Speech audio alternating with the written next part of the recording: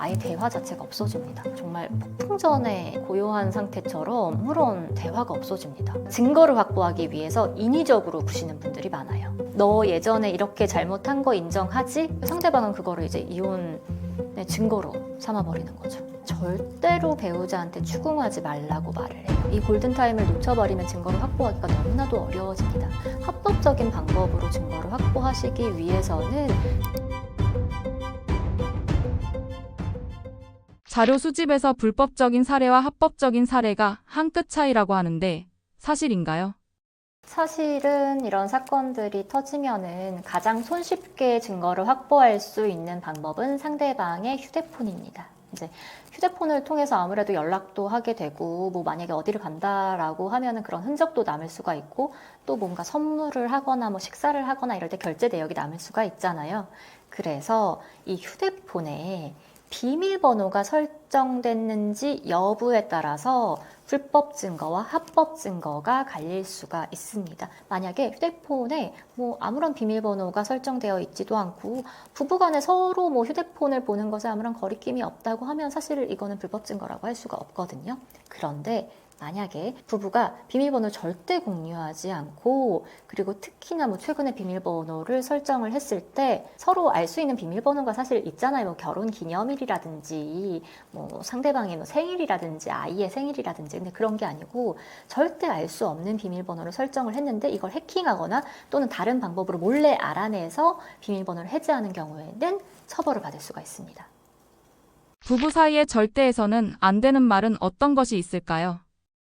흔히들 말 한마디로 천냥빚을 갚는다고 하죠. 부부 사이에 무엇보다 말을 잘하는 것이 중요합니다. 뭐 일상적으로 뭐 말하는 것은 문제가 없겠지만 싸움이 생겼을 때 배우자를 과도하게 비난하는 경우, 그리고 타인과 비교하는 순간 정말 이 관계는 끝나게 되거든요.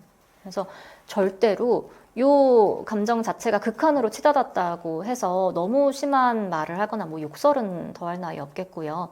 타인과 비교하지 말아야 합니다. 부부간의 커뮤니케이션 문제가 생기는 경우가 이제 남 탓을 하는 경우.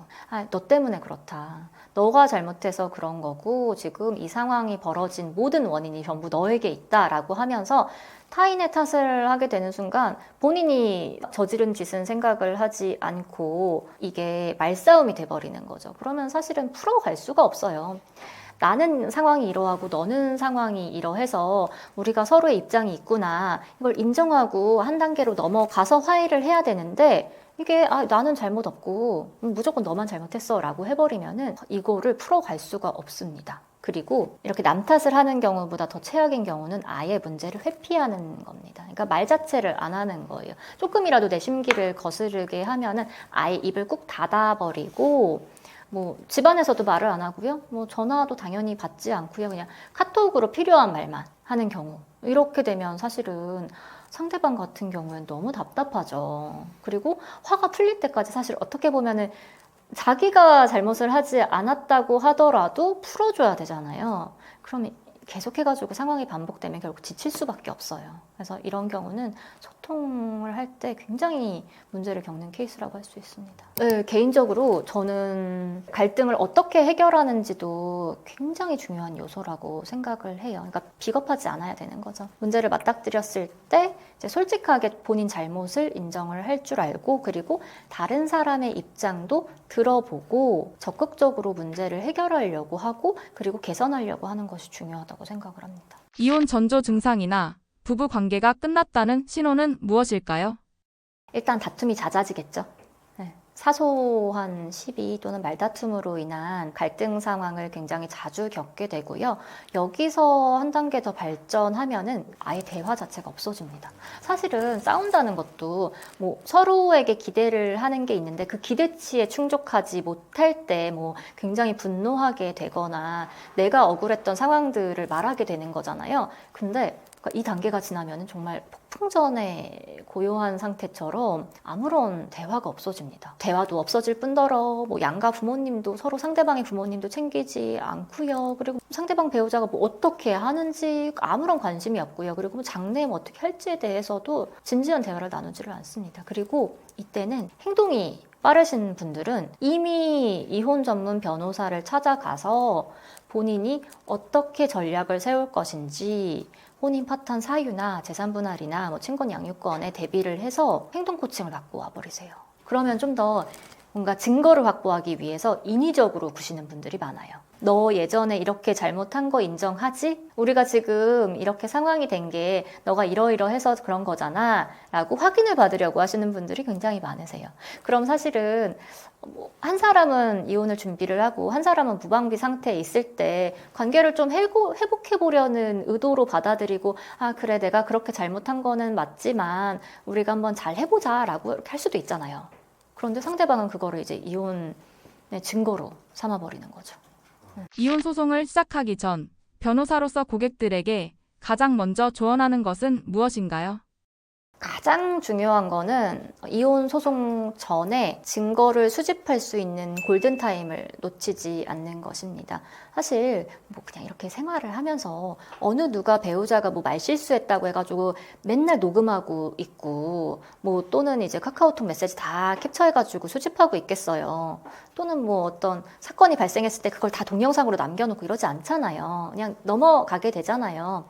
그런데 이혼 소송을 생각을 한다고 하면은 미리 증거를 수집하는 게 너무 중요해요. 왜냐하면 과거의 사건들은 이미 증거가 없을 확률이 굉장히 높기 때문에요.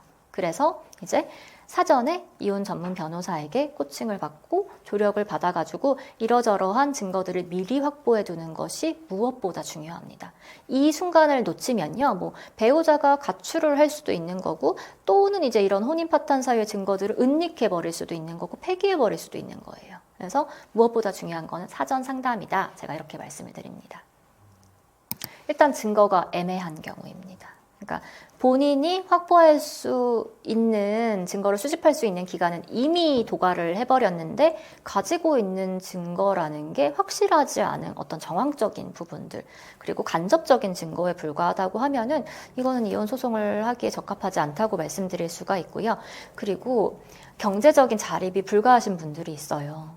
그러니까 이혼 소송 후에 내가 소득 활동을 하더라도 결코 이제 결혼 생활을 했을 때만큼의 경제 생활을 누릴 수 없는 분들은 반드시 좀 진지하게 고려를 해보라고 말씀을 드려요. 생각보다 이제 궁핍한 생활에 처하게 되면 후회하시는 분들이 굉장히 많더라고요. 의뢰인이 가장 많이 묻는 이혼 관련 질문은 어떤 것들이 있나요?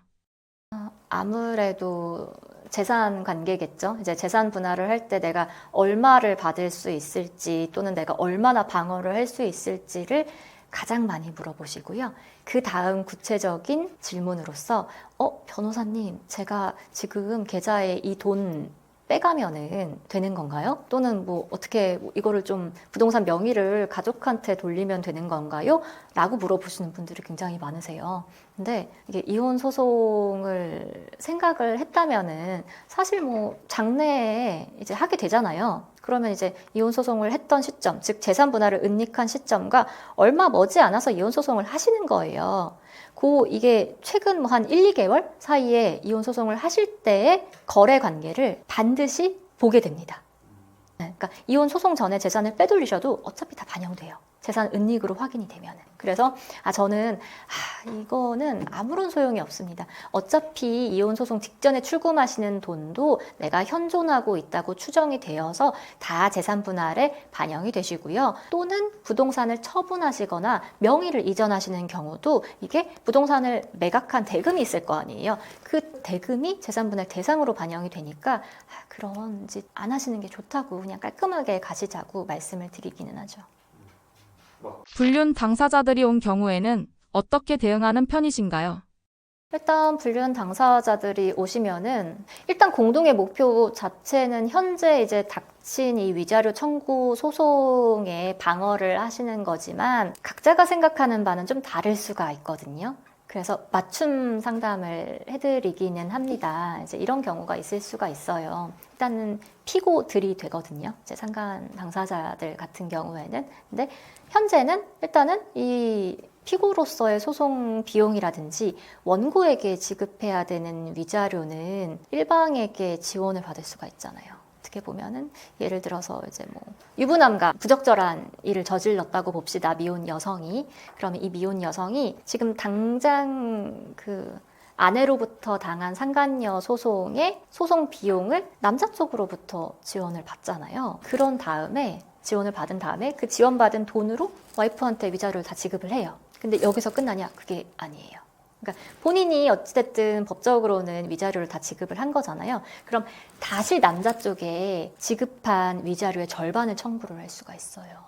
그래서 이게 뭐 물론 지금 처한 현실은 뭐 공도로서 대응을 하시지만 이후의 상황은 달라질 수가 있기 때문에 그런 것들을 각자 좀 맞춤형으로 상담을 해드리고 또 개별적으로 물어보시는 분들도 많으시거든요. 그래서 이러실 수 있다. 이것도 대비를 하셔야 된다. 그리고 이분한테도 이런 상황도 있습니다. 라고 말씀을 드리죠. 그래서 불륜 당사자들이 같이 온다고 하더라도 관계 유지 여부에 따라서 이제 상담의 형식이라든지 방법은 좀 달라지는 것 같습니다. 반반인 것 같아요. 사실 뭐 제가 다 추적을 할 수 있지 않기도 하지만 이게 좀 처절하거든요. 소송이라는 게 정말 인간의 밑바닥까지 끌고 가요. 네. 그래서 협조하는 거는 딱 그 순간뿐이고 나중에는 그냥 진절머리가 나가지고 관계를 끝내시는 분들도 있고요. 오히려 그것 때문에 관계가 더 이제 돈독해져가지고 실제로 뭐 재혼을 하시는 경우도 허다하고요. 배우자의 외모가 중요하신 분들은 너무나 중요하지 않을까요? 왜냐면은 다툼이 일어나가지고 이제 싸움을 하게 되는데 사실 내가 좋아하는 외모 조건을 가지고 있는 사람이면은 볼 때 화가 이제 사르르 풀리는 경우가 있다고 하시더라고요. 근데 반대 경우는 또 아닐 수가 있죠. 그래서 그거는 본인이 이제 결혼을 할 때 외모 조건이 중요하신 분들이면은 어떻게 보면은 결혼의 유지를 위해서라도 본인의 이상형과 이제 맞는 배우자를 고르는 것도 중요하겠다. 이렇게 말씀드리고 싶습니다. 사실은 뭐 이혼 소송, 특히 이혼 소송 중에서도 배우자의 외도로 고통을 받으시는 분들 같은 경우에는 정말 감정적으로 너무 힘든 시간을 보내시게 되잖아요. 근데 이때 가장 중요한 거는 평정심을 잃지 않는 것입니다. 그리고 저는 의뢰인분들한테도 항상 말씀드리는 게 일단은 절대로 배우자한테 추궁하지 말라고 말을 해요. 뭐 이거는 다른 이제 상간자한테도 마찬가지겠죠. 왜냐면은 이게 지금 골든타임이거든요. 이 골든타임을 놓쳐버리면 증거를 확보하기가 너무나도 어려워집니다. 그리고 최근 대법원 판례 같은 경우에도 사실은 불법적인 방법으로 이혼의 증거 또는 상간의 증거를 확보하는 경우에 이 증거를 인정하지 않는 경우도 늘어나고 있어요. 그러니까 합법적인 방법으로 증거를 확보하시기 위해서는 시기가 너무 중요하기 때문에 일단 내가 지금 소송을 하지 않더라도 주변에 뭐 이혼 전문 변호사나 이런 경험이 많은 변호사한테 꼭 상담을 받으셔서 어떻게 대처를 해야 하는지를 반드시 알고 행동하시는 게 중요할 것 같습니다.